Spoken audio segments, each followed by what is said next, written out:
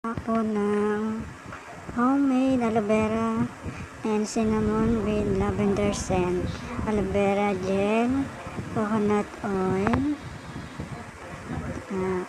melted soap base, molded soap.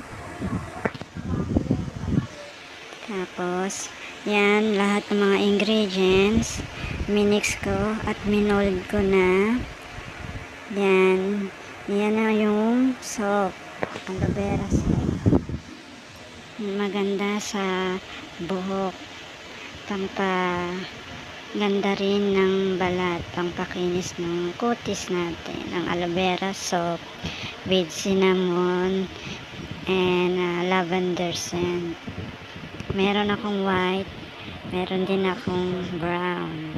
Yan na ang aking soap with